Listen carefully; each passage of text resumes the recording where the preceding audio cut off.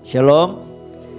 Ya, ini minggu kedua kita boleh membuka untuk bisa beribadah di gereja saudara ya. Nah, bagi Bapak Ibu saudara yang tidak ada di gedung gereja, nggak ada masalah. Nah, tentu saya berharap saudara yang di rumah bisa mengikuti dengan penuh, dengan kesungguhan hati. Ya, karena kalau di rumah perlu penyangkalan diri ya, perlu kesungguhan. Kalau tidak nanti kita akan sulit untuk bisa mengikutinya saudara. Dan hari ini saya akan melanjutkan khotbah saya tentang Abraham saudara. Nah, kita tahu bahwa pribadi ini begitu luar biasa. Ya, ketika saya baca ulang lagi kehidupan Abraham, memang layak dia disebut sebagai bapak orang beriman, ya, bapak orang percaya, dan bapak segala bangsa saudara. Dan hari ini saya akan memulai awal bagaimana kehidupan Abraham itu saudara. Ya, karena itu hari ini saya tidak sekedar berkhotbah, tapi saya juga mengajar saudara. Ya, nah kita akan belajar perjalanan kehidupan Abraham saudara. Saudara siap belajar? Amin. Haleluya. Mari kita buka bersama-sama dengan saya Kejadian pasal 11. Ayat yang ke-26. Nah, saudara nanti pulang baca lagi Kejadian pasal 11 ini ya. Nah, ini cerita tentang Menara Babel saudara. Nah, saudara harus tahu bahwa Abraham itu dia hidup pasca banjir Nuh. Ya, dia hidup pasca banjir Nuh saudara. Dia juga hidup setelah zaman Menara Babel saudara, seperti itu. Nah, dia memang tidak mengalami peristiwa banjir Nuh, tapi ada banyak nenek moyangnya yang di atas itu mati ya di banjir Nuh saudara, seperti itu. Nah, sama seperti saudara saya, kita ini juga hidup di tengah-tengah bencana. Bahkan kita hidup dari bencana ke bencana saudara. Betul ya? Saudara sebut apa saja bencana yang sudah terjadi yang saudara tahu? Loh, gempa bumi, tsunami, kita sudah melihatnya. Kita mungkin menyaksikannya. Terorisme, perang, kelaparan saudara. Apalagi saudara bisa menyebutnya. Misalnya sekarang tentang penyakit pandemi COVID-19 ini saudara yang melanda seluruh dunia saudara. Apapun itu, hidup saudara dan saya itu sudah melewati bencana demi bencana saudara. Dan kita mungkin juga sedang menghadapi satu situasi yang mungkin bukan alam yang kita perlu pikirkan. Tapi juga kehidupan manusia. Kenapa? Karena kita menghadapi ya kehidupan manusia yang begitu demikian mencintai dirinya sendiri. Sama seperti di zaman Menara Babel saudara. Ya, nah saudara tahu Kejadian pasal 11 ini saudara, itu mencatat ya satu kejatuhan dari dosa yang menggeroti manusia, puncak dari dosa manusia. Dan itu dimulai ketika manusia ada di Taman Eden, di Kejadian pasal ketiga saudara. Nah, di pasal ketiga, ayat ke-6 khususnya saudara, dicatat begini. Manusia itu memakan buah pengetahuan baik dan jahat saudara. Alkitab mencatat, saudara dengarkan baik-baik. Ya, Tuhan yang kita sembah, Tuhan yang baik. Ada amin? Bapak Ibu yang di rumah, Tuhan kita yang sembah, Tuhan yang baik, ada amin? Ya, nah pada waktu, kalau saudara baca di Kejadian pasal ketiga, pasal kedua, pasal ketiga saudara. Tuhan itu menyediakan begitu banyak di Taman Eden, terutama pohon-pohon yang menghasilkan buah-buahan yang luar biasa. Dan Tuhan berkata kepada manusia, kamu bisa makan semua buah-buahan dari pohon-pohon itu.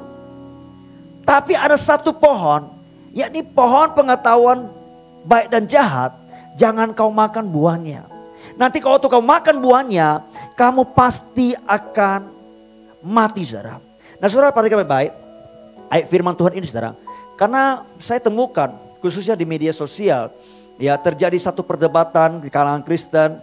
Bahkan juga ada orang-orang yang bukan Kristen saudara. Mereka berkata begini, ya memang Tuhan itu jahat.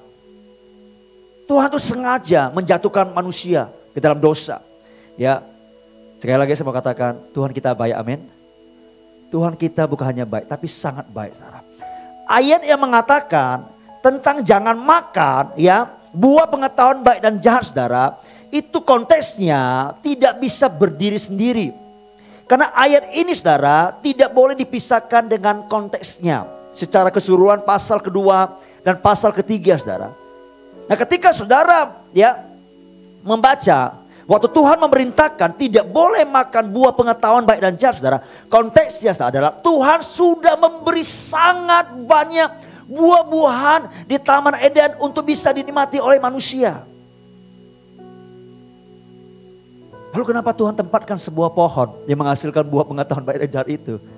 Nah saya berikan contoh begini. Misalnya gini saudara, tadi pagi saya katakan kita punya sahabat nih. Dari kecil sampai besar kita berteman akrab sekali. Dan sahabat kita ini sudah sangat sukses. Dia menjadi salah satu orang yang terkaya lah di kota kita. Bapak ibu saudara yang di rumah, entah saudara di provinsi mana. Pokoknya yang terkaya di kota kita saudara. Ya, sahabat bapak, sahabat ibu, dan sahabat saya juga seperti itu saudara. Nah, lalu kemudian dia berkata begini, saya ngundang kalian semua datang ke pesta yang saya akan adakan. Ya, nah pesta ini saya khususkan buat kalian. Bukan buat yang lain, buat kalian sebagai sahabat-sahabat saya dari saya kecil sampai besar. Lalu kemudian kita terima undangannya. Pada hari hanya saudara, kita datang ke pestanya. Ya kan, begitu kita masuk tiba-tiba ada saudara. Misalnya saudara datang nih. Saudara melihat ruangannya, semua desainnya, saudara takjub sekali. Kenapa? Karena konsep pestanya sangat mewah dan sangat eksklusif. Ada begitu banyak stand atau booth makanan-makanan saudara. Dan setiap stand terdiri dari berbeda makanan-makanannya saudara. Dari makanan ringan sampai makanan berat saudara. Ada somai, ada bakso, ada pempek, ada apa lagi? Ada rujak, ada sate, ada apa lagi? Ada nasi goreng, ada kambing guling, ada babi guling, gaji guling, sampai badan guling juga di situ. Ya kan? Dan bukan hanya itu saudara. Banyak makanan-makanan yang luar biasa. Saudara masuk ke ruangan yang lebih dalam lagi. Mata saudara terbalak-balak. Kenapa? Karena saudara tidak hanya di awal melihat banyak stand. Di dalam juga banyak stand. Tapi standnya berbeda. Kenapa? Karena standnya isinya bukan makanan ala Indonesia lagi. Pempek. Ya. Tapi apa? Ada makanan Chinese food. Ada India food. Korea food. Italia food. Apalagi Amerika Latin food. Seperti itu kan. Pokoknya banyak food. Saudara seperti itu. Ya. Lalu saudara berkata begini. Wah. Luar biasa ya. Ya. Saudara bertanya. Ya. Blur, kira-kira berapa stand yang Blur sediakan untuk pesta ini? Lalu kemudian beliau menjawab, ada 1000 stand dengan 1000 jenis makanan yang berbeda. Wow, saya mau tanya, saudara pernah pergi nggak ke pesta yang 1000 stand dengan jenis 1000 makanan? Belum pernah kan? Belum pernah ya? Siapa yang pernah sini angkat tangan? Bapak ibu di rumah pernah? Belum pernah kan? Nanti saya buatkan buat saudara. Ya, saudara begitu takjub ya. Tiba-tiba ada di antara saudara yang bertanya, Blur, kalau begitu 1000 stand itu bolehkah kami makan semuanya? Oh, silakan. Sepuasnya kamu boleh makan. Sekenyangnya kamu boleh makan. Terserah kamu makan apa saja. 1000-1000-nya kamu makan. Silakan, no problem. Ya kan? 1000 jenis hidangan saudara. Ya, saudara berkata, wow boleh semuanya. Ya, lalu dia berkata begini, cuma di tengah-tengah itu ada sebuah stand. Isinya adalah babi kecap. Tahu babi kecap? Nah itu tidak boleh kau makan, kau sentuh. Itu milik saya. Loh, milik bos? Ya, karena itu kesukaan saya. Kalau babi guling, babi panggang, oh saya tidak suka, sudah biasa. Babi kecap itu jarang. Yang ini khusus buat saya karena yang masak juga spesial saudara. Seperti itu. Kok Bapak pilih babi kecap? Ya karena memang saya suka babi kecap. Ya kan? Nah, saking banyak seperti itu saudara. Cuma satu aja diberkata, jangan kau makan. Nah, inilah konteksnya ketika saudara baca kejadian di Taman Eden. Jadi Tuhan itu bukan Tuhan yang jahat. Bukan Tuhan yang sengaja membuat manusia jatuh dalam dosa. Tapi konteksnya adalah dia Tuhan yang sangat bermurah hati. Dan dia persilakan kepada semua manusia untuk bisa menikmati kemurahan Tuhan. di Taman Eden kalau manusia waktu itu tidak jatuh dalam dosa, saudara. Tapi ketika saudara membaca kitab Kejadian pasal ketiga, saudara, ketika iblis datang menyerupai mengambil rupa ular, ya kita tahu ular itu simbol daripada iblis, saudara. Dia menggoda Hawa. Waktu dia menggoda Hawa, dia memasukkan pikirannya ke dalam Hawa. Pikiran apa itu? Pikiran kecurigaan bahwa Tuhan itu tidak baik, bahwa Tuhan itu jahat dan Tuhan itu tidak mau disaingi. Sehingga dia berkata, Hawa, ketika kau makan buahnya nanti, kau akan seperti Tuhan, tahu baik dan jahat. Kalau kau makan buah itu, kamu akan seperti Tuhan, tahu baik dan jahat. Saudara harus tahu ya, buah pengetahuan baik dan jahat ketika dimakan bukan bertambah lebih pintar ya. Tujuannya bukan itu. Karena manusia memang diciptakan, desain itu pintar. Karena manusia diciptakan satu-satunya dikasih akal budi, pikiran. Makhluk yang lain tidak ada, saudara. Jadi waktu makan bukan manusia tambah smart, bukan tujuan itu. Bukan ada pengetahuan moral yang begitu luar biasa. Bukan seperti itu maksudnya, saudara. Nah, buah pengetahuan baik dan jahat itu apa sih tujuannya? Untuk itu kita perlu mendalami kitab suci, saudara. Karena itu hari ini saya katakan saya tidak sekedar berkhotbah tapi saya mengajar, saudara. Kalau saudara yang suka eksposisi, saudara akan pasti lebih betah dengarkan saya hari ini. Nah, saudara tahu ya, Kejadian pasal kedua, pasal ketiga ya, di situ katakan Taman Eden itu ada pohon kehidupan, betul? Lalu ada pohon baik dan jahat, saudara. Nah, kalau kita lihat, saudara, kata baik dan kata jahat itu munculnya di mana, saudara? Sebelum dan sesudah kejadian di Taman Eden. Kata baik itu adalah kata yang pertama kali disebutkan di kitab Kejadian. Waktu Tuhan menciptakan langit dan bumi, Tuhan menciptakan seisinya, Tuhan berkata, Tuhan lihat itu, dan Tuhan beri penilaian, ini semuanya baik. Betul ya? Ya kan? Nah, jadi waktu Tuhan melihat itu, Tuhan memberikan penilaian, saudara. Tuhan berkata ini baik adanya. Lalu kapan kata jahat itu muncul? Selain setelah di Taman Eden, saudara, yaitu pada zaman Nuh di Kejadian pasal ke-6, saudara. Ya, di mana Tuhan melihat bahwa semua manusia tindakannya semata-mata itu jahat. Maka Tuhan memutuskan untuk menghukum manusia. Jadi kata baik dan jahat itu, saudara, adalah penilaian Tuhan kepada manusia. Dan Tuhan di sini sebagai hakimnya, dia memberikan kesimpulan bahwa apa yang dilakukan manusia itu dia yang nilai baik atau jahatnya, saudara. Jadi pohon pengetahuan baik dan jahat dengan kata baik-baik adalah pohon yang mau menceritakan bahwa baik dan jahat itu Tuhanlah yang menilainya, bukan manusia. Katakan amin. Tapi manusia mencoba menjadi Tuhan. Manusia coba menentukan baik dan jahat berdasarkan standar kebenarannya sendiri, saudara. Bukan berdasarkan kebenaran Tuhan. Dan hasilnya begitu manusia yang menilai, maka kehidupan dunia menjadi kacau, saudara. Saudara bisa bayangkan, setiap orang menganggap dirinya baik. Setiap orang menganggap dirinya itu benar. Yang paling benar dan berhak menentukan kesalahan diri sendiri dan kesalahan orang lain, saudara. Dan tidak mau kembali kepada standar sumber kebenaran, yaitu Tuhan sendiri, saudara. Maka dunia menjadi kacau. Lihat, waktu Adam dan Hawa, Tuhan datang kepada mereka. Waktu mereka makan buah itu, saudara, ya, mereka langsung memiliki satu penilaian kehidupan mereka sendiri. Betul ya? Kacau enggak? Kacau, mereka sembunyi. Bukan hanya itu, waktu Tuhan datang, langsung kan, Adam, dia berkata apa? Ini wanita ini. Langsung kan nilai kan? Langsung menghakimi, betul enggak? Kacau enggak? Lalu kemudian Hawa, ular.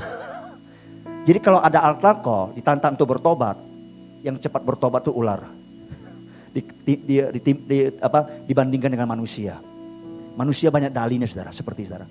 Adam langsung tunjuk Hawa, Hawa tunjuk ular, saudara. Tidak ada yang mengaku kesalahannya, tapi sebaliknya masing-masing menilai dan menentukan dirinya benar, saudara. Dan itu tidak hanya mereka sendiri, tapi turun kepada generasinya. Kalau saudara baca di Kejadian pasal ke-4, Tuhan tegur Kain. Kainnya nggak mau dengar, Kainnya nggak mau peduli. Kenapa? Karena Kain menentukan kebenaran sendiri, saudara, baik dan jahatnya. Dan puncaknya itu sampai kepada zaman Nuh, semua manusia dihabisin oleh Tuhan. Dan tidak hanya puncak, tapi puncak yang paling tinggi adalah di Menara Babel, saudara. Zaman Menara Babel. Di zaman Menara Babel, manusia sudah tidak mau menyebut nama Tuhan lagi. Manusia hanya mau mencari namanya sendiri. Manusia hanya mau memasyurkan namanya sendiri. Mempermuliakan namanya sendiri, saudara. Apapun yang dilakukan manusia, saudara, untuk mencari namanya sendiri, saudara. Bukankah sama seperti zaman Menara Babel, zaman kita sekarang ini seperti itu, betul? Betul nggak? Iya. Bahkan pada waktu itu, ibadah pun, saudara, yang tadinya untuk Tuhan, diubah menjadi menyembah diri sendiri, saudara.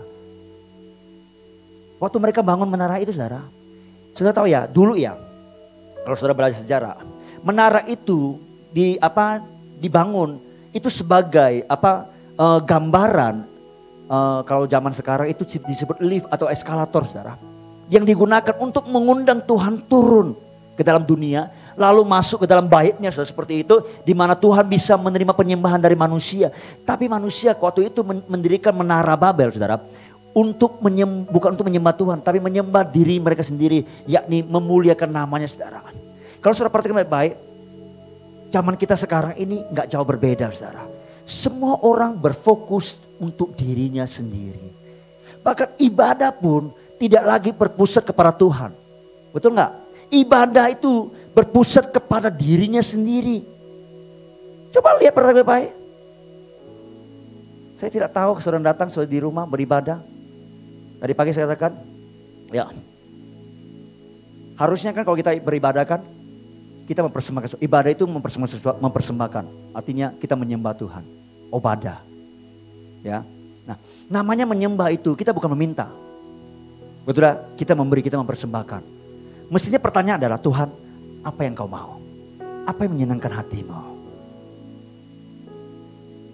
Tapi ibadah sekarang sudah mulai berubah, bergeser. Ya, yang dipikirkan adalah bukan apa yang Tuhan senang, bukan apa yang Tuhan mau, tapi apa yang aku senang. Wah, lagunya enak tadi ya. Pujiannya enak. Menyentuh perasaan saya bisa nangis. Kalau esensi ibadah seperti itu, kita belum menyentuh tujuan awal dari ibadah itu sendiri. Fokusnya diri kita, bukan kepada Tuhan. Itu ibadah yang bukan ibadah yang sejati, saudara. Ya Kak, coba lihat lagu-lagu Kristen sekarang. Saya tidak berkata lagu-lagu itu salah ya. Tapi kebanyakan adalah lagu-lagu yang egosentris. Betul nggak? Jarang ada lagu-lagu yang doksologi, benar-benar mengagungkan Tuhan, memberikan penyembahan tertinggi kepada Tuhan. Semuanya untuk aku, untuk pikiran, untuk perasaanku, untuk memuaskan aku. Kebanyakan begitu kan? Kita jujur saudara, betul nggak lagu-lagu itu? Ya, coba lagu apa lagi? Saudara pernah dengar lagu Yabes itu? Lagu itu sangat jadi kontroversi dengan berbagai kalangan Kristen yang ada. Boleh nyanyikan? Boleh sih, no problem. Tapi di gereja ini saya katakan sama worship leader, usahakan jangan dinyanyikan di ibadah. Lebih baik kalau kita beribadah seperti ini, fokus kita untuk Tuhan, bukan untuk kita. Itu sebabnya Yesus berkata, cari dahulu kerajaan kebenarannya, maka ia tambahkan kepadamu. Enggak perlu kita cari yang tambahan itu. Cari dulu dia, senangkan dia dulu. Betul nggak? Ya. Kadang kan kalau kita datang kepada Tuhan, kita punya motif untuk memanfaatkan dia. Enggak salah sih, maksudnya waktu kita lagi perlu, waktu kita lagi susah, lagi pergumulan, kita minta dia tolong, enggak salah. Cuma kadang kalau kita baik-baik, kita dapat diberkati, sehat-sehat, kita lupa sama dia kadang. Kira-kira saudara mau bergaul dengan teman yang seperti itu enggak? Saudara, dia lagi susah nih, sering datang kepada saudara, tolonglah aku, tolong aku, suruh tolong dia. Begitu dia enak, dia lupa sama saudara. Mau berteman dengan orang seperti itu?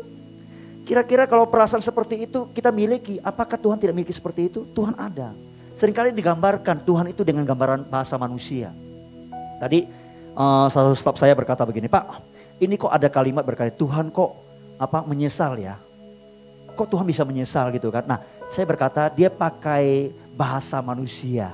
untuk mengungkapkan hatinya kepada manusia. Karena dia kalau ngomong, kalau nggak menggunakan dengan gambaran kepada manusia, maka manusia akan susah mengerti. Tapi satu kalimat yang lain juga berkata, ada firman, Tuhan tidak pernah menyesal, betul? Tapi kalau di-compare akhirnya tidak klop. Nah, lihat konteksnya seperti apa, saya katakan seperti itu, saudara. Ya, nah Tuhan itu punya pikiran, punya perasaan, saudara.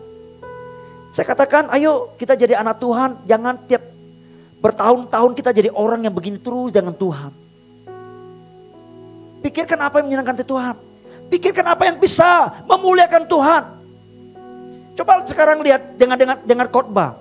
Banyak orang kepingin mendengar khotbah yang memotivasi, mendorong, nggak salah. Karena firman Tuhan juga memotivasi orang, membuat orang terbangun, saudara. Tapi saya berharap kita kalau datang pada Tuhan, apalagi mendengar khotbah, ya kita harus membuka hati kita. Apa yang Tuhan mau untuk kita lakukan untuk menggenapi rencananya dan panggilannya, untuk menyenangkan hatinya, saudara. Haleluya. Amin, Bapak Ibu Saudara. Sekali lagi saya tidak berkata lagu-lagu atau khotbah-khotbah itu salah. Tidak, saudara. Karena semua juga itu ada di Alkitab, saudara. Tapi ingat, ibadah itu fokusnya adalah Tuhan. Bukan diri kita, bukan perasaan kita. Karena itu kalau kita ibadah, kita gak rasa apa-apa. Jangan begitu, udah iman kita yang bergerak. Connect dengan Tuhan, itu penting. Amin. Khotbah hari ini kok gak enak ya, nyanyi hari kok gak enak ya. Itu Anda pakai perasaan. Kalau pakai perasaan, tidak ada yang berkenan kepada Tuhan seperti itu. Iman kita yang berkenan kepada Tuhan. Ada amin Bapak Ibu Saudara? Ya, jadi hari-hari ini ibadah kita tanpa seperti itu, saudara. Ya, nggak kalah dengan zaman Menara Babel, saudara. Di zaman Menara Babel, orang-orang itu hidupnya untuk dirinya sendiri. Mereka mencari nama untuk dirinya sendiri. Mereka hidup dengan cara yang sangat egosentris, saudara. Dan ketika Tuhan melihat manusia yang begitu egosentris, ingat Paulus sudah mengingatkan kita di kitab Timotius bahwa pada akhir zaman akan datang masa sukar, orang manusia akan mencintai diri sendiri, saudara. Dan ketika Tuhan pada zaman itu melihat manusia sangat egosentris, saudara, maka Tuhan menunjukkan sebuah jalan hidup yang baru, jalan yang lain, jalan yang sempit yang pada akhirnya memuncak kepada jalan yang karya Kristus, saudara. Dan jalan itu disebut Derek Yahweh, jalan Tuhan, saudara. Nah, Tuhan memulai dan memilih seseorang pribadi yang ada di hatinya Tuhan. Orang ini bukan orang yang sempurna. Dan orang ini bernama Abraham, saudara. Tuhan berkata, aku memilih engkau Abraham. Karena engkaulah yang akan meneruskan dari generasi ke generasi. Hidup di Derek Yahweh. Di dalam jalan Tuhan, saudara. Dan hari ini kita akan pelajari ya bagaimana perjalanan Abraham itu, saudara. Saya berharap saudara bisa membuka hati saudara. Supaya apa? Supaya hidup kita ini bisa diubahkan menjadi hidup yang menyenangkan hati Tuhan. Di tengah-tengah zaman di mana orang sangat egosentris. Di mana orang sangat mencintai diri sendiri, saudara. Mari kita buka bersama-sama Kejadian pasal 11 ayat 26. Ini awal nama Abraham disebut di Alkitab, saudara.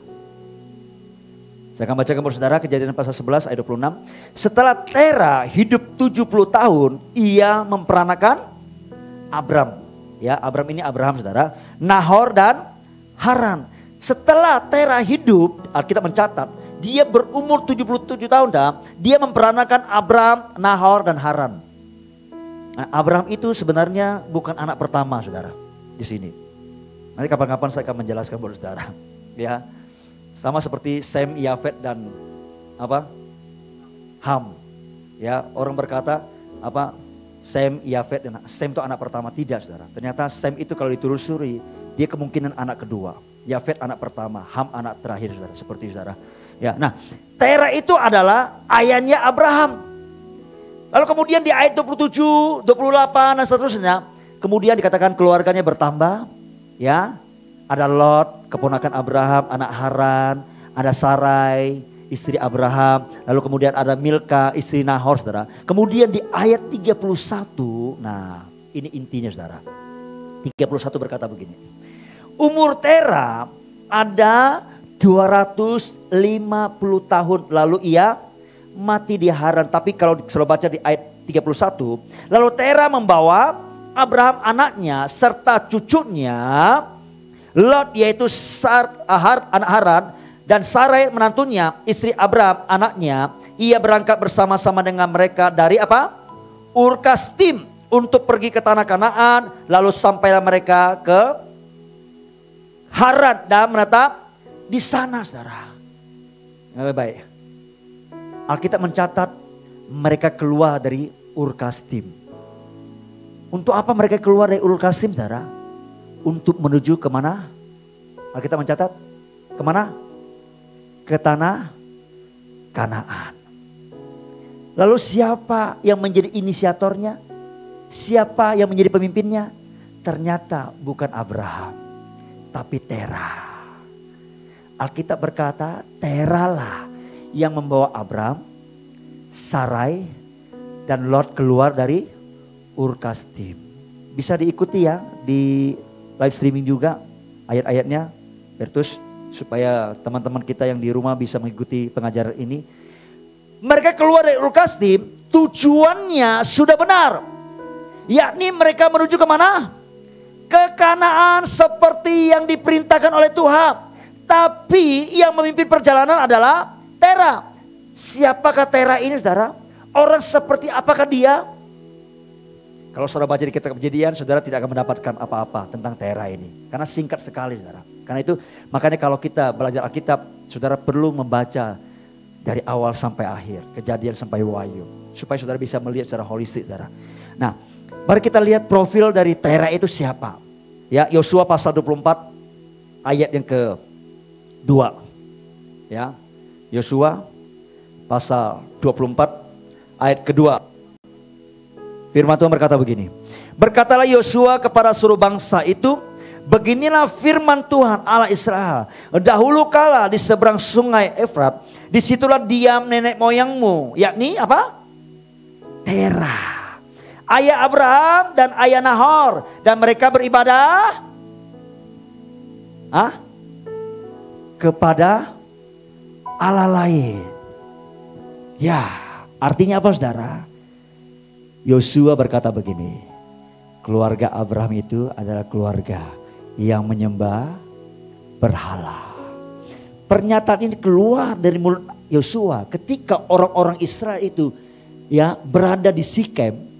Ya, Yosua memberikan tantangan yang terakhir kepada mereka. Karena Yosua melihat orang-orang Israel sudah mulai melenceng, saudara. Mereka mulai menyembah dewa-dewanya orang-orang Kanaan, saudara. Yosua berkata kepada mereka, kamu lihat seberang sungai Efrat ini? Kamu lihat itu? Ya, kamu ingat asal usulmu? Di situ dulu diam nenek moyangmu. Di situ ada Terah dan keluarganya. Di situ mereka menyembah kepada berhala. Lalu di ayat ketiga dikatakan begini. Tetapi aku mengambil Abraham, bapamu itu, dari seberang sungai Efrat dan menyuruh dia menjelajahi seluruh tanah Kanaan. Aku membuat banyak keturunannya dan memberikan Ishak kepadanya. Jadi Yosua menjelaskan, ya, dulu itu mereka siapa? Ternyata mereka penyembah berhala. Berarti Terah ini bukan orang yang percaya. Termasuk Abraham bukan orang yang percaya. Sama kita kan? Sama enggak? Kita dulu bukan orang percaya kan? Betul? Ya, kita dulu adalah penyembah berhala. Tapi Tuhan pilih, Tuhan panggil. Ya, Tuhan berikan anugerah. Dia berikan anugerah kepada Abraham. Dia berkata, aku mengambil Abraham. Jadi mereka semua yang berasal dari Ur Kasdim, saudara. Nah, Ur Kasdim itu adalah sebuah kota yang sudah sangat maju pada zaman itu, saudara. Dan kebanyakan yang tinggal pada waktu itu di kota itu adalah orang-orang yang sudah sangat nyaman, mapan dan kaya, saudara. Dan memang kota ini dikenal sebagai kota perdagangan juga. Tapi sekaligus orang-orangnya semua rata-rata adalah menyembah berhala. Kenapa? Nah, kalau saudara baca di kitab Daniel, waktu Nebukadnezar di pasal kedua, Daniel pasal kedua nggak salah ya, bermimpi, dalam mimpinya ya dia melihat satu penglihatan yang begitu luar biasa. Lalu kemudian dia kumpulkan orang-orang pintar termasuk ahli-ahli nujum, saudara, untuk memberitahukan mimpinya itu seperti apa, saudara. Dan dikatakan orang itu disebut sebagai para kasdim. Artinya mereka orang-orang Kasdim, saudara. Jadi benar, orang-orang Kasdim itu, saudara, sudah terkenal sebagai penyembah berhala dari sononya.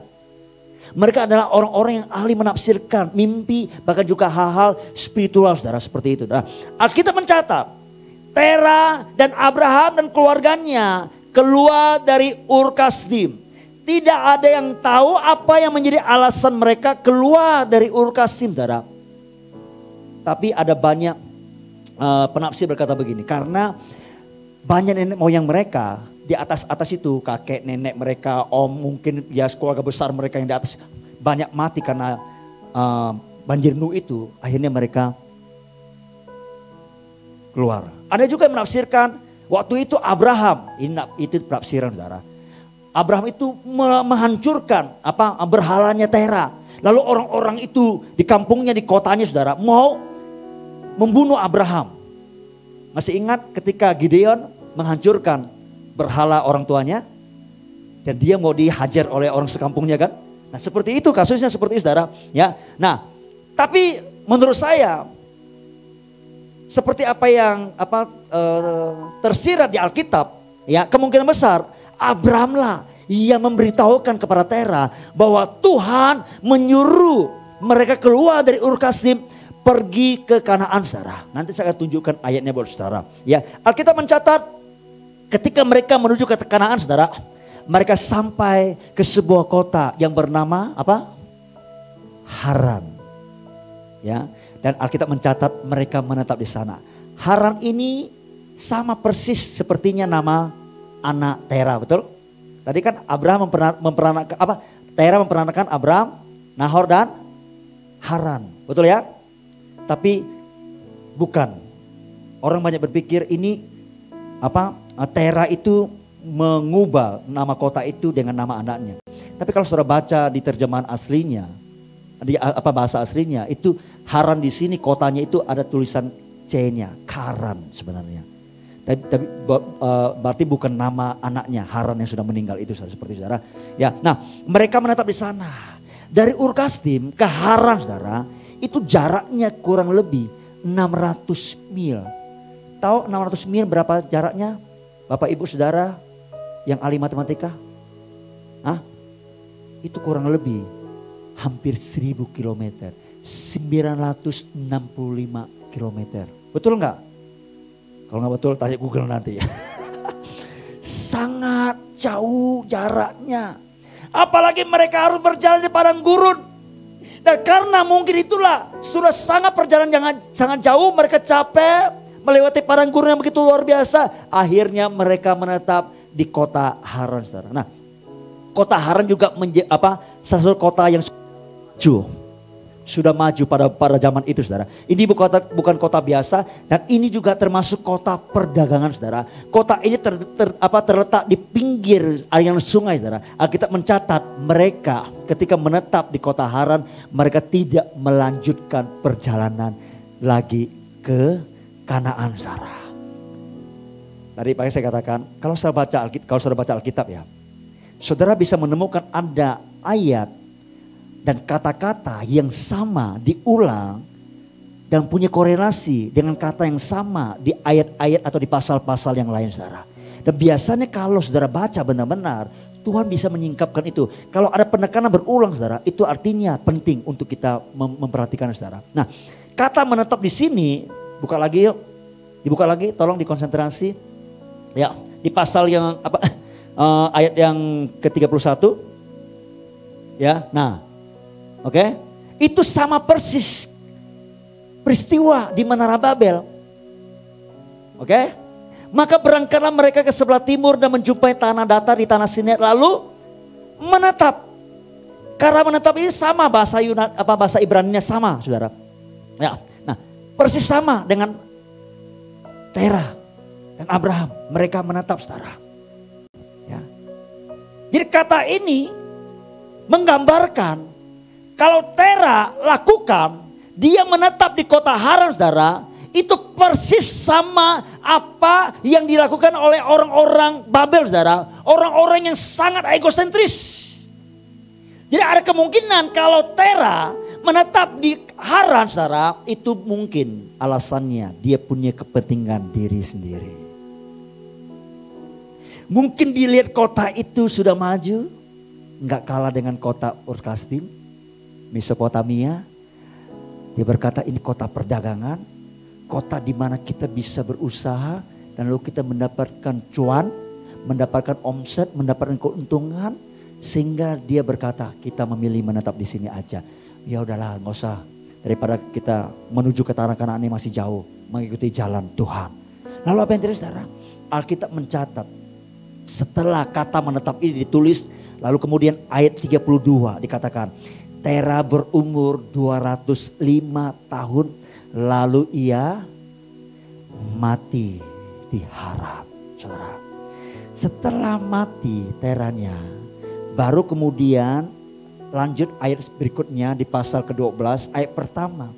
Berfirmanlah Tuhan kepada Abram, pergilah dari negerimu, dari sana saudaramu dan dari rumah bapakmu ke negeri yang akan kutunjukkan kepadamu saudara. Di pasal 12 ayat 1 ini saudara, Tuhan baru berfirman kepada Abraham setelah Tera mati. Betul ya kalimatnya, betul kan?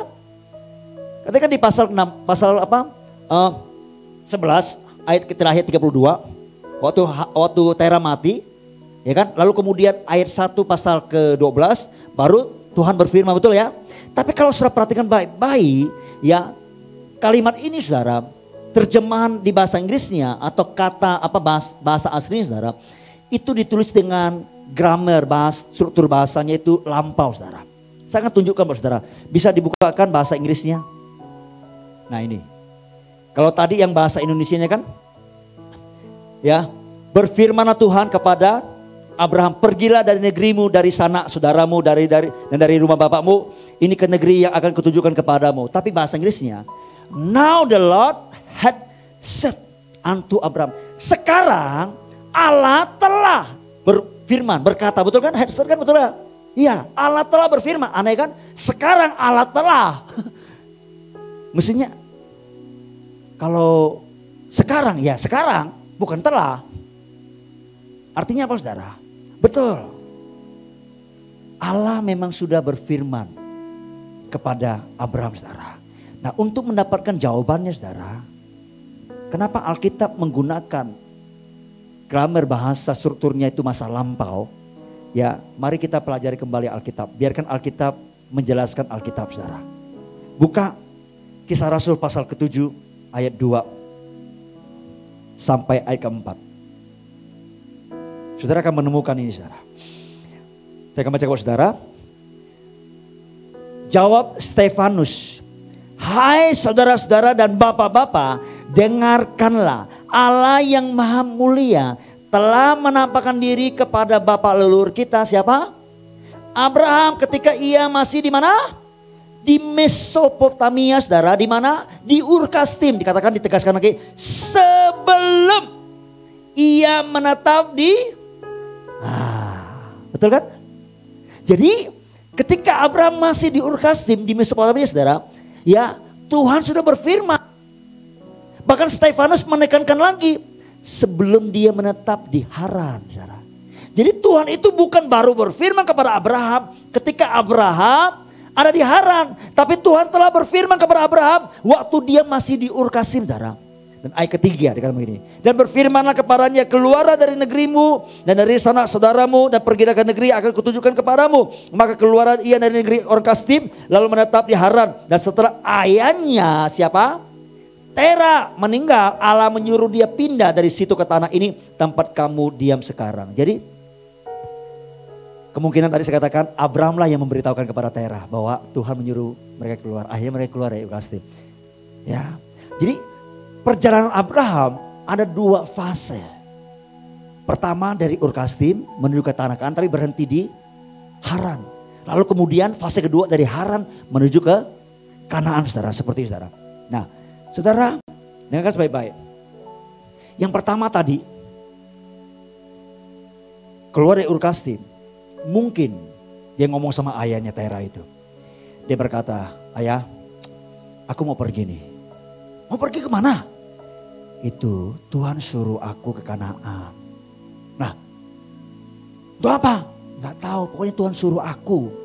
Ya, lalu ayahnya berkata begini, kalau begitu nak, aku ikut ya. Ya kan? Nah, karena Tera merasa tidak mau ditinggal, akhirnya Tera pun ikut. Nah, karena Abraham juga adalah orang yang sangat menghormati orang tua, maka dia mengizinkan ayahnya ikut, saudara. Tapi ternyata waktu Tera ikut, dia bukan hanya sekedar ikut menjadi pengikut, tapi dia menjadi inisiator, dia menjadi pemimpin, saudara. Mungkin dia merasa adalah orang yang paling tertua di keluarga, saudara. Dan dia ambil alih kepemimpinan, saudara. Begitu Tera memimpin, apa yang terjadi, saudara? Masalah muncul, saudara. Sekalipun dia orang tua loh. Sekalipun dia mungkin merasa adalah orang yang paling sepuh. Dia mungkin punya pengalaman. Tapi Tuhan memberikan panggilannya kepada Abraham, bukan kepada Tera. Jadi seharusnya yang memimpin siapa? Hah? Abraham. Bukan Tera, saudara. Tapi ketika Tera mengambil alih kepemimpinan, saudara. Apa yang terjadi, saudara? Alkitab mencatat. Tera memutuskan untuk tinggal menetap di Haran. Dan dia tidak melanjutkan lagi perjalanannya ke Kanaan, saudara. Tujuannya sudah benar. Tuhan suruh ke Kanaan, saudara. Dan itu sudah sesuai dengan kehendak Tuhan, saudara. Tapi Tera sampai berhenti. Dia tidak menuju ke Kanaan. Dia menetap di Haran. Dia berhenti di Haran. Kenapa dia tidak sampai ke tujuan Tuhan? Ke Kanaan, saudara. Ada banyak argumen, saudara. Ya, tapi Alkitab memberitahu kita. Karena Tera itu siapa? Tera adalah penyembah berhala. Dia bukan orang yang dipanggil Tuhan. Dia bukan apalagi dipanggil untuk menjadi pemimpin, saudara. Memang dia pada akhirnya ikut Abraham. Menjadi orang yang percaya dan menjadi orang yang dipanggil oleh Tuhan jadinya, saudara.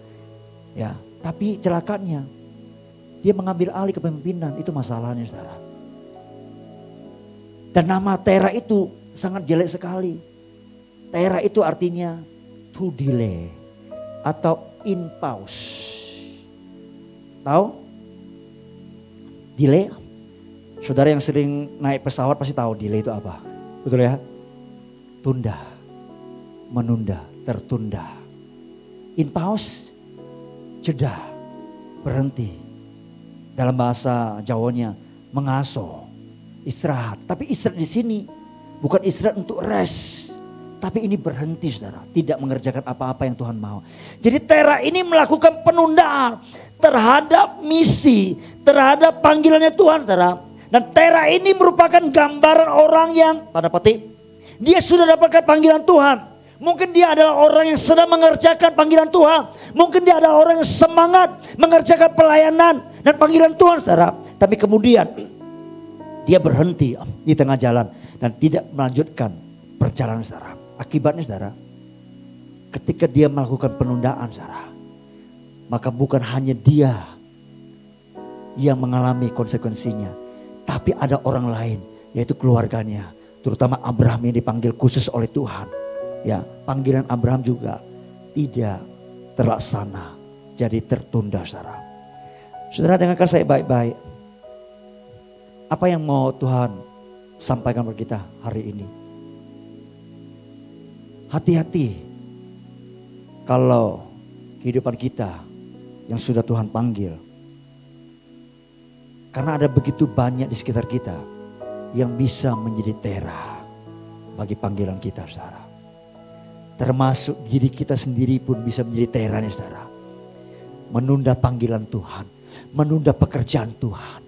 Bukan hanya itu, kita malah menjadi penunda bagi orang lain untuk melaksanakan panggilannya. Mungkin kita jadi Tera bagi anak kita, kita menunda anak kita menjalankan panggilan Tuhan dalam hidupnya. Mungkin ada anak saudara, bapak ibu yang di rumah juga dengarkan saya. Dia berkata, "Pak, saya mau lanjutkan kuliah." "Oh bagus, kamu kuliah apa?"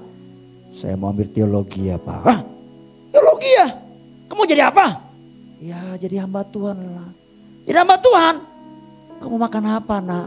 "Ya makan nasi Pak." Enggak. "Papa tidak setuju kamu ambil teologi apalagi jadi hamba Tuhan.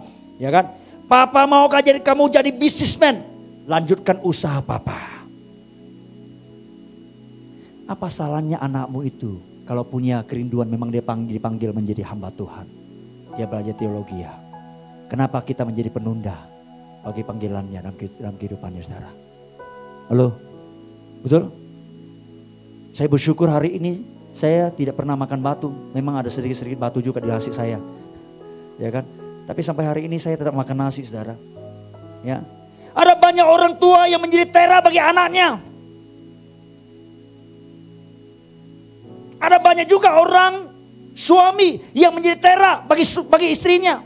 Istrinya mau maju dengan Tuhan. Ngapain kamu tiap hari doa gereja baca firman? Ya kan? Emang gak punya kerjaan kah? Kita halangi pertumbuhannya dengan Tuhan.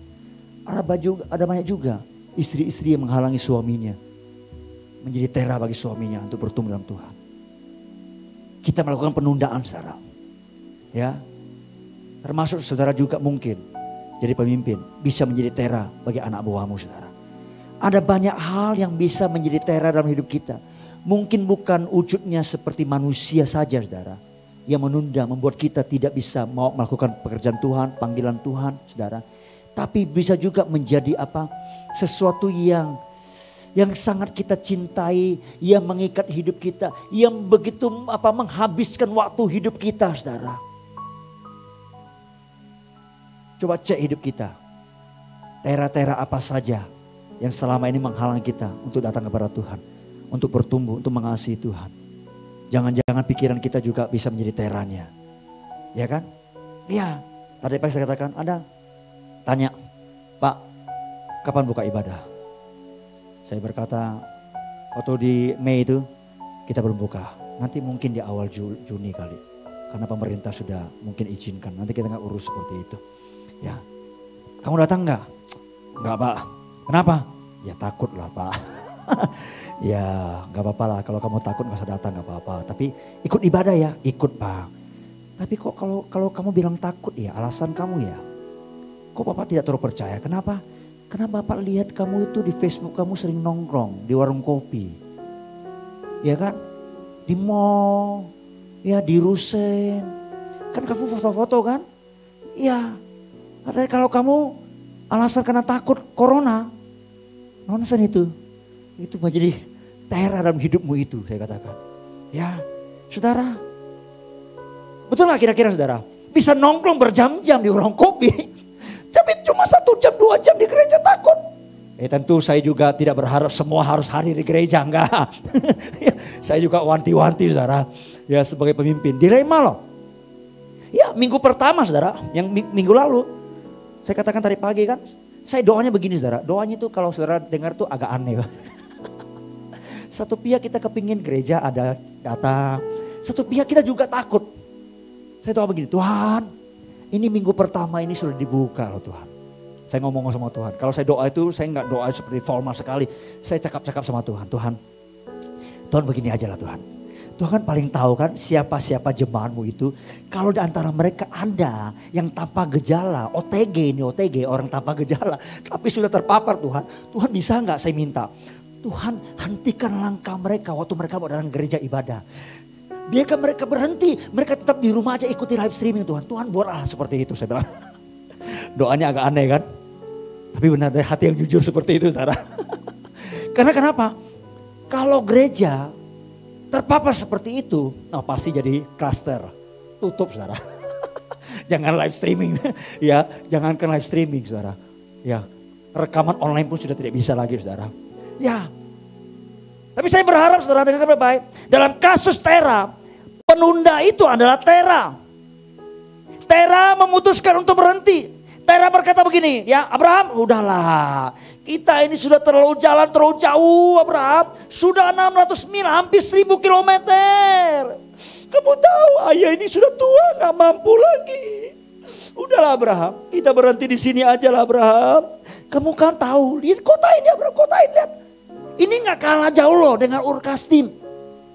Kita bisa bisnis. Ya, kita buka toko di sini Abraham.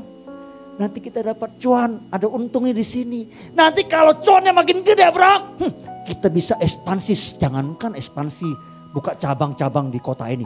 Kita buka cabang sampai ke tanah Kanaan nanti. Wah, ya kan, itu bahasa gaulnya. Ya, saya cuma ilustrasikan pada saudara. Ya. Nah, udahlah Abraham, kita berhenti di sini aja. Tuhan ngerti kok, ya kan? Masa Tuhan gak ngerti sih? Dia tahu. Tapi dia gak akan baik-baik. Hati-hati saudara. Apa yang kelihatan rohani, belum tentu itu berkenan kepada Tuhan. Apalagi itu adalah alasan yang dibuat karena keegoisan kita.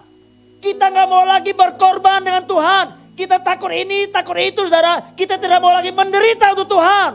Lalu kita membuat 1000 alasan. Dan sepertinya sangat rohani saudara. Yang bisa dimaklumi saudara. Dengarkan baik-baik. Tuhan tahu hati kita.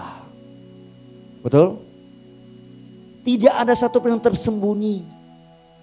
Karena itu yuk kita belajar jujur yuk. Jangan banyak buat alasan. Mari kita jujur dengan diri kita sendiri saudara. Terah, dia banyak alasannya. Dan Abraham, dia dipanggil ke Kanaan. Tapi berhenti di Haran karena ada Terah dalam hidupnya saudara. Di masa sekarang, Terah itu mungkin wujudnya adalah, tadi saya katakan kecintaan kita akan sebuah gaya hidup. Jangan-jangan separuh hidup kita itu kita habiskan dengan HP, dengan tab, dengan komputer kita hari-hari ini. Yang tanpa ada unsur yang bisa membawa kita untuk menggenapkan rencana dan panggilan Tuhan hidup kita. Tapi kita habiskan waktu kita hanya kesenangan kita. Saya katakan membuka Facebook, IG dan lainnya tidak salah. Tapi harus bermanfaat membawa kita makin bertumbuh, menggenapi panggilan Tuhan buat hidup kita. Amin. Saya punya Facebook sudah hampir 5.000. Saya sudah coret hampir ratusan. Itu baru di huruf Z A, belum B sampai Z saudara. Saya tidak tahu orang itu kemana. Ya, ada akunnya tapi tidak pernah aktif. Enggak pernah ada like-nya. Buat apa teman banyak tapi tidak pernah ada perhatian. Ada hubungan, ada relasinya. Ya. Dan saya seringkali buka Facebook, saya itu lihat khotbah-khotbah hamba Tuhan. Karena saya perlu belajar dari orang lain. Dan saya tidak menghabiskan waktu saya. Like-nya udah berapa ya? Wah 500, senangnya gitu kan. Wah kan. Nah, kembali lagi egosentris. Ya kan, apa-apa di foto. Kirim. Lihat. Berkali-kali lihat. Oh udah berapa like ya? Oh baru 100. Belum lah. Ya kan. Naik 200. Makin senang kita. Hati-hati. Hati-hati. Jangan-jangan itu Terah dalam hidupmu. Menghalangi panggilan Tuhan. Saudara. Ya. Seringkali kita melakukan seperti itu saudara. Hidup kita sangat terikat. Membuat kita jadi menunda mengikut Tuhan sepenuh hati. Membuat kita menunda melakukan apa yang Tuhan mau kita lakukan. Kita berkata nanti dulu Tuhan. Tunggu dulu Tuhan. Sekarang kan lagi pandemi. Saya harus pikir-pikir dulu loh Tuhan. Ya, saya memang cinta Tuhan. Tapi saya juga tidak mau mati konyol. Ya kan? Nah, karena itu banyak orang, banyak berdalih saudara. Banyak beralasan. Ayo. Jangan banyak dalih yuk. Kalau orang banyak alasan, banyak dalih, dia suka tunda. Ya. Kenapa? Saya belajar dari anak bungsu saya. Bram, saya katakan. Berhenti. Tabnya itu, simpan. Tunggu papi. Ya kan? Tunggu. Tunggu punya tunggu. 5 menit, 10 menit. Sampai setengah jam. Itu bukan tunggu nak. Itu tunggu. Karena itu di kamarnya saya pasang CCTV. Ya kan? Saya lihat dia. Begitu dia sudah baring. Tabnya sudah begini. Ya kan? Kadang dia alasan buat apa? Katanya kerja tugas katanya gitu kan. Ya, itu seringkali kita seperti itu saudara. Jangan ketahuan Bram. Kita juga ngalami seperti itu. Kita sering berbuat seperti itu saudara. Ya kan? Betul gak Bapak Ibu saudara di sini? Yang di rumah, betul kan? Kita banyak dalinya saudara. Ayo jangan banyak buat dali yuk. Kita jujur dengan Tuhan saudara. Nah waktu saya baca kisah ini saudara. Saya pelajari saudara. Mengingatkan saya apa yang pernah dosen saya ajarkan kepada saya. Saudara harus tahu ya bahwa firman Tuhan yang ditulis Alkitab saudara. Ini itu memang dituliskan untuk saudara dan saya baca. Amin. Tapi saudara harus tahu ya di teologi ada istilah begini. Ada pembaca atau penerima surat pertama dari apa yang dituliskan itu saudara. Nah ketika kejadian atau kisah Abraham ini ditulis oleh Musa. Kan yang tulis Musa kejadian kan. Ditulis oleh Musa itu pertama kali ditujukan kepada konteksnya adalah untuk orang-orang Israel yang sedang juga melakukan perjalanan menuju ke tanah Kanaan saudara. Dan orang-orang yang keluar dari Mesir menuju ke Kanaan saudara, itu juga mengalami kasus yang sama. Sama seperti yang Abraham alami saudara. Mereka mendapatkan mandat dari Tuhan. Keluar dari Mesir, pergi ke Kanaan saudara. Dan itu sangat jelas saudara. Oh ini mic-nya gonta-ganti terus ya. Taruh di sinilah. Kayaknya baik-baik aja sekarang. Ya, sampai haleluya. Sampai di mana tadi?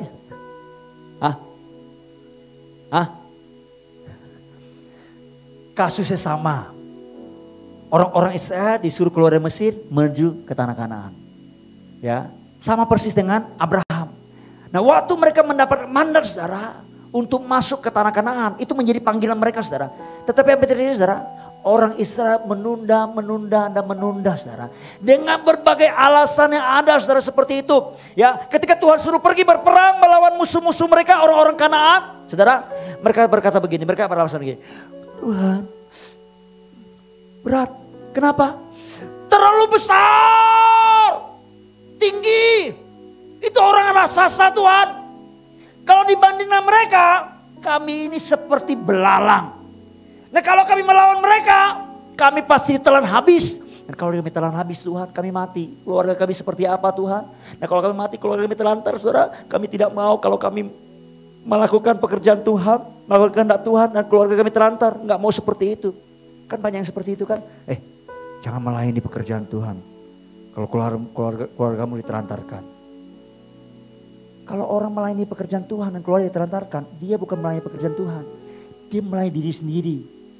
Kalau orang seperti itu, saya mau katakan tinggalkan pelayananmu. Ubahkan hidupmu dulu saudara. Ya kan? Tapi bukan berarti kan ketika kita melayani pekerjaan Tuhan, lalu keluarga kita ditinggalkan. Memang kadang ada juga pengorbanannya, betul nggak? Iya dong. Tapi kan bukan berarti sebuah penilaian kita mentelantarkan keluarga kita. Ya kan? Beberapa kali coba saudara lihat di pengajaran-pengajaran. Saya berkata itu pengajaran yang kadang kurang bijak.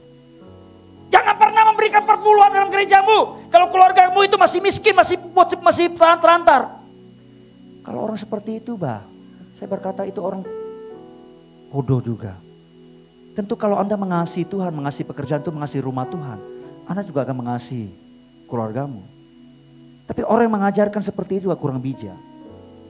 Mesti yang satu dilakukan, yang lain yang diabaikan. Tentu kalau Anda bisa memberikan perpuluhanmu, Anda pasti sudah ada kelebihan-kelebihan yang lainnya. Karena itu saya tidak pernah khotbahkan perpuluhan dalam gereja, apalagi mengancam. Tidak pernah. Ya kan? Hanya orang-orang yang bisa memahami, mengerti, mendukung pekerjaan Tuhanlah yang terus akan bisa memberikan persepuluhan dalam rumah Tuhan. Nah, saya tidak pernah mengajarkan kalau memberikan persepuluhan tingkap-tingkap lain dibukakan. Kalau tidak memberikan kutuk turun, nggak pernah begitu saudara, nggak pernah. Dan saya jarang mengutarakan soal, apalagi soal persembahan, hampir jarang seperti saudara. Ya, tapi apapun saudara, ayo kita belajar tidak usah berdalih saudara. Orang-orang Israel dia berdalih, akhirnya mereka menunda panggilan mereka untuk berjalan masuk ke tanah Kanaan saudara. Mereka berkata itu orang raksasa nggak bisa dilawan seperti saudara. Dan apa yang terjadi saudara? Mereka menunda dan hasilnya puluhan tahun mereka menunda keliling padang gurun. Sampai 40 tahun satu generasi yang pertama itu habis. Kemudian generasi kedua yang lahir di padang gurun, itulah yang masuk ke tanah Kanaan. Persis sama dengan keluarga Abraham. Keluarga Abraham generasi pertama adalah Tera, kan gitu kan? Generasi kedua Abraham. Alkitab mencatat umur Tera 205 tahun, lalu ia mati. Setelah dia mati, generasi pertama, generasi kedua Abraham baru masuk ke tanah Kanaan, saudara. Saudara, dengarkan saya baik-baik, saudara. Apa yang Tuhan mau sampaikan kepada kita, saudara? Mari, apalagi saudara sebagai orang tua adalah generasi pertama. Apalagi saudara ada orang yang baru pertama dalam keluarga mengenal Tuhan, percaya kepada Tuhan, dipanggil oleh Tuhan. Dengarkan saya baik-baik, saudara. Anda jangan pernah menunda apa yang menjadi panggilan Tuhan dalam kehidupanmu, saudara. Saudara harus tekun. Saudara harus berjuang. Ya. Karena saudara ada generasi pertama dalam keluargamu. Jangan biarkan, ingat, kalau Anda sebagai generasi pertama tidak taat, saya takut generasi selanjutnya juga akan seperti itu, saudara. Haleluya. Tera adalah generasi pertama bagi Abraham dan keluarganya. Dia sudah sangat dekat dengan pengenapan panggilan dan janji Tuhan. Namun dia hilang di tengah jalan, saudara. Ada banyak orang Kristen saya melihat. Saya sudah puluhan tahun melayani, saudara. Orang itu sudah mulai perjalanan bersama dengan Tuhan. Mereka pada awal melangkah begitu semangat, berjalan bersama dengan Tuhan, melayani Tuhan. Tapi proses berjalan bersama Tuhan, mereka berhenti di tengah jalan, saudara. Mereka menunda dan mereka tidak melanjutkan perjalanan bersama dengan Tuhan, saudara. Saya berdoa, semua kita di sini yang mendengarkan saya di rumah, dengarkan saya baik-baik, saudara. Saya berdoa semua kita bisa memberikan hidup kita kepada Tuhan dengan segenapnya, saudara. Nah, kita melakukan perjalanan iman bersama dengan Tuhan. Terus konsisten melakukannya sampai nanti kita dipanggil pulang kembali, saudara. Amin. Saya tahu waktu saya tidak terlalu banyak. Nanti kalau kesempatan saya akan menguraikan lagi, saudara. Saya akan masuk mungkin tentang Lot. Salah satunya Lot. Ya, tadi pagi saya katakan Lot itu, saudara, sebenarnya dipersiapkan Abraham menjadi penerusnya Abraham. Kok bisa, Pak? Iya. Kalau saudara pelajari benar-benar, enak sekali kalau kita baca Alkitab, saudara. Karena waktu Tuhan berfirman kepada Abraham, Tuhan tuh gak ngomong loh, nanti keturunanmu itu loh. Dari Ishak, gak pernah. Jadi zaman itu, saudara, orang bisa mengadopsi anak dari keluarga dekatnya, keponakannya mungkin, atau dari kerabatnya, itu bisa jadikan anaknya, saudara. Untuk meneruskan silsilah keluarga itu, saudara. Jadi Lot itu dipersiapkan, tapi Lot dia juga berhenti di tengah jalan, saudara. Ya, nanti saya akan jelaskan buat saudara kapan-kapan ada waktu Tuhan berikan kesempatan, saudara. Tapi yang terakhir saya mau sampaikan kepada saudara, ya, ini pesan yang terakhir, betul-betul terakhir, saudara. Ya, nah kalau saudara sudah bertahun-tahun, mungkin sudah puluhan tahun berjalan bersama dengan Tuhan sampai hari ini, dengarkan pesan saya ini, saudara. Buka Mazmur 71 ayat 1 sampai ke 9. Mazmur 71 ayat 1 sampai ke 9. Saya akan bacakan buat saudara. Berikutnya apa, saudara? Kalau saudara baca, doa minta perlindungan Tuhan di masa tua. Oke. Padamu ya Tuhan aku berlindung. Janganlah sekali-kali aku mendapat malu. Lepaskanlah aku dan luputkanlah aku oleh karena keadilan-Mu. Sedengkanlah telingamu kepadaku dan selamatkan aku. Jadilah bagiku gunung batu, tempat berteduh, kubu pertahanan untuk menyelamatkan aku. Sebab Engkaulah bukit batuku dan pertahananku, ya Allahku. Luputkanlah aku dari tangan orang fasik, dari cengkeraman orang-orang lalim dan kejam. Sebab Engkaulah harapanku ya Tuhan, kepercayaanku sejak masa muda ya Allah. Kepadamulah aku bertopang, mulai dari kandungan Engkau telah mengeluarkan aku dari perut ibuku. Engkau yang selalu berpuji-puji, bagi banyak orang aku seperti tanda ajaib. Karena Engkaulah tempat perlindunganku yang kuat. Mulutku penuh dengan puji-pujian kepadamu, dengan penghormatan kepadamu sepanjang hari. Janganlah Engkau janganlah membuang aku pada masa tuaku. Janganlah meninggalkan aku apabila habis kekuatanku. Saudara, ini Mazmur ada mazmur yang sangat luar biasa. Ini mazmur hasil perenungan dari orang yang sudah tua. Mazmur ini mengajarkan kita, saudara, untuk mengingat bahwa saudara dan saya atau siapapun orangnya, ia pasti akan mengarah ke sana. Kemana? Menjadi tua. Sama-sama katakan dengan saya pasti akan menjadi tua. Bapak Ibu yang di rumah, saudara yang di rumah, ayo ucapkan sama-sama dengan saya pasti menjadi tua. Saudara dan saya, hari demi hari, bulan, bahkan tahun demi tahun, saudara, kita semua akan makin bertambah usia, saudara. Dan bertambahnya usia, kita tentu bertambah tua. Betul nggak? Dan kalau bertambah tua, maka kekuatan tubuh kita akan makin kuat. Bukan, pasti makin merosot, saudara. Nah, pemazmur ini berkata begini, janganlah membuang aku pada masa tuaku, jangan meninggalkan aku apabila kekuatanku habis. Saudara saya sekali lagi pasti menjadi tua. Tidak ada satupun antara kita yang bisa menahan. Betul nggak? Oh iya.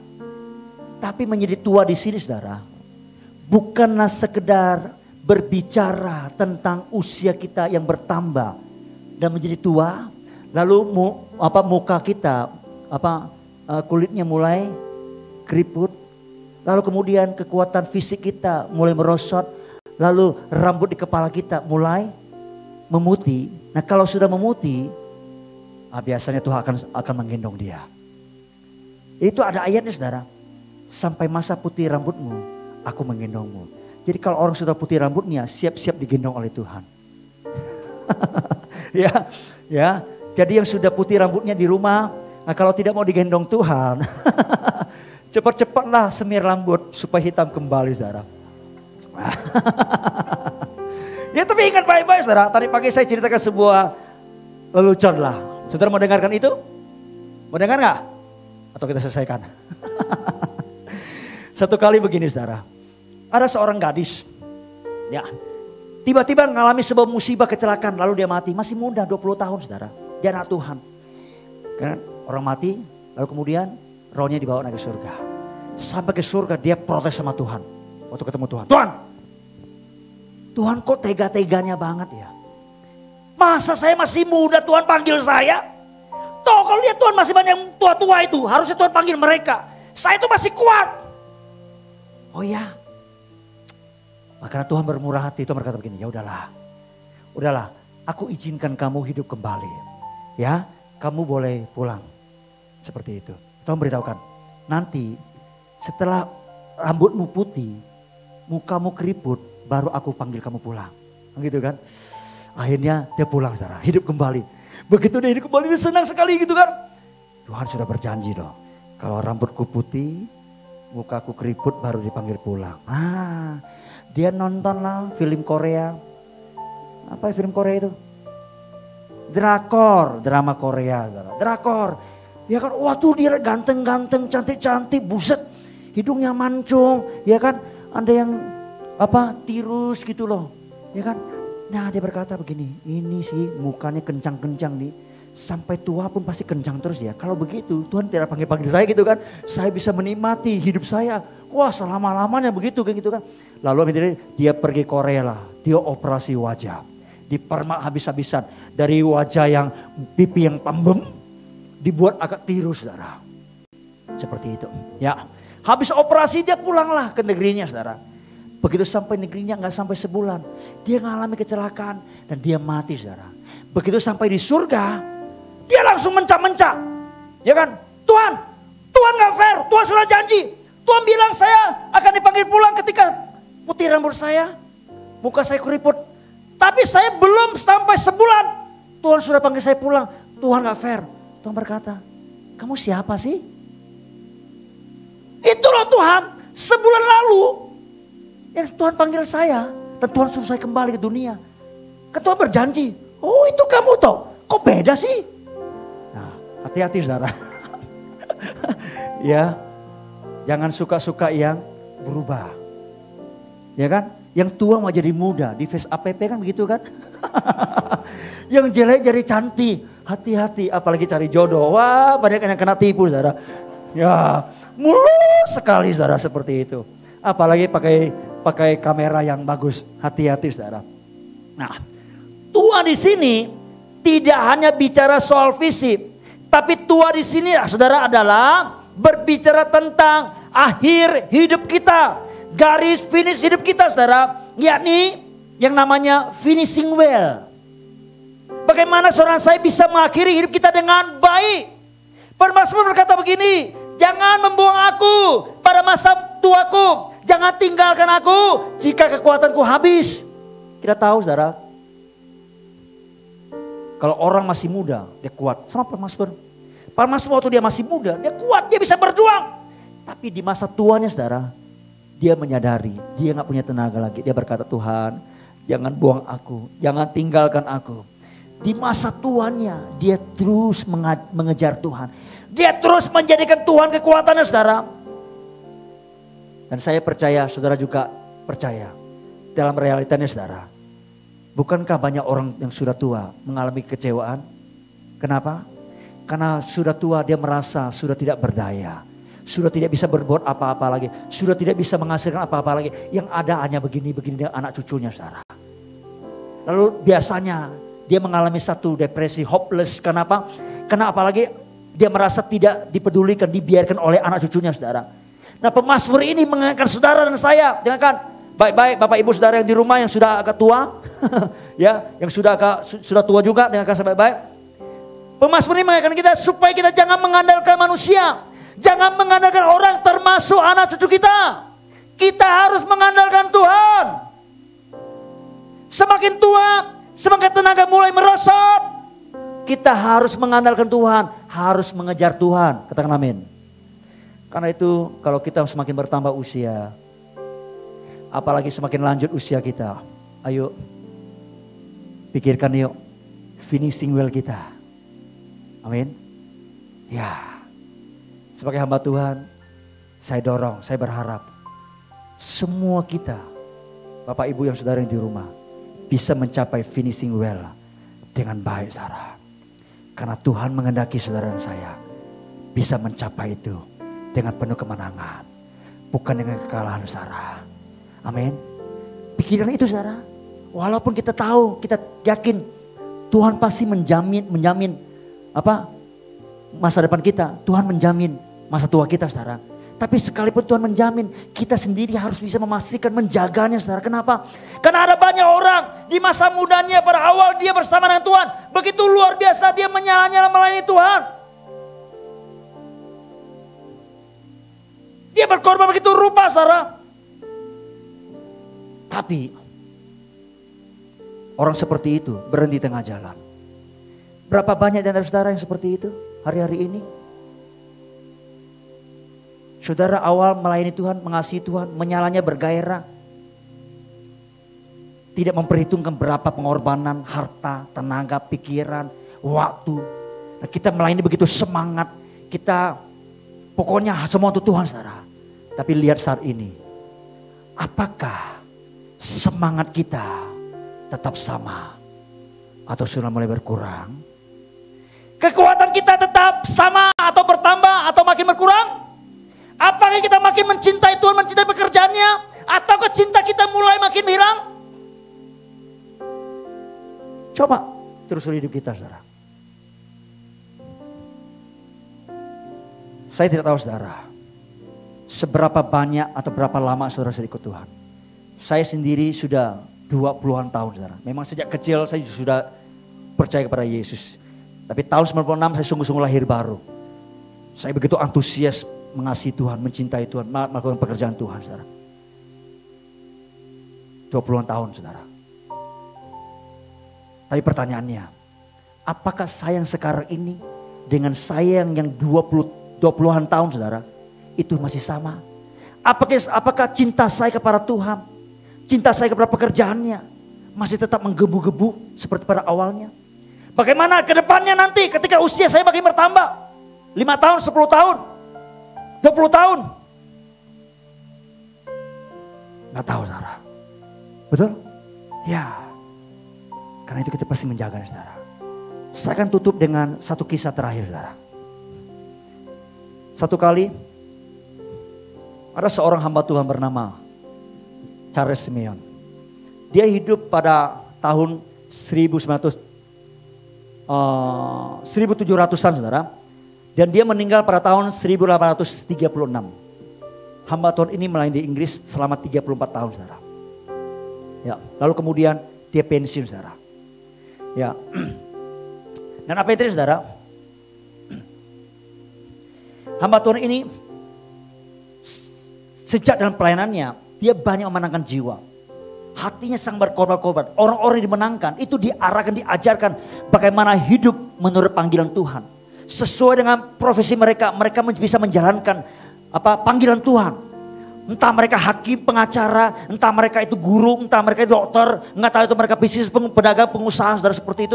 Mereka diarahkan, diajarkan, pokoknya hidup untuk memenuhi panggilan Tuhan sesuai dengan profesi mereka dan bisa menyelesaikan dengan baik, finishing well, saudara. Dan hamba Tuhan ini dia pensiun. Kalau di dunia barat hamba Tuhan ada pensiunnya. Kalau di Indonesia saya tidak tahu. Kalau bagi saya nggak ada pensiunnya. Kapan saya pensiun? Ketika saya dipanggil pulang oleh Tuhan. Baru saya pensiun, saudara. Nah, Charles Simeon ini dia pensiun, saudara. Dan apa yang dia lakukan, saudara? Setelah dia pensiun, dia tiap hari dia menghabiskan waktunya di depan perapian di rumahnya. Ingat, saudara tahu ya kalau di dunia barat itu di setiap rumah itu pasti ada perapiannya, tunggu perapiannya. Untuk apa? Supaya waktu musim dingin mereka bisa bakar perapian itu, mereka bisa menghangatkan badan mereka, saudara. Nah, Charles Simeon ini setiap hari di depan perapian bukan hanya untuk menghangatkan badannya, tapi dia menghabiskan waktunya, saudara, dengan berdoa, dengan membaca firman Tuhan, dengan bertobat, saudara. Setiap hari dia gunakan waktunya untuk mengoreksi hidupnya di dalam doa, di dalam firman Tuhan, di dalam pertobatan, saudara. Lalu tiba-tiba ada seorang anak muda memperhatikan kehidupan Charles Simeon ini. Ya. Berhari-hari, berbulan-bulan seperti itu, saudara. Lalu kemudian timbullah belas kasihan di anak muda ini. Dia pikir begini, ini orang tua kalau begitu terus ini pasti bisa mati nanti. Karena obsesi akan spiritualnya dan cintanya kepada Tuhan terlalu over gitu loh, seperti itu. Menurut dia.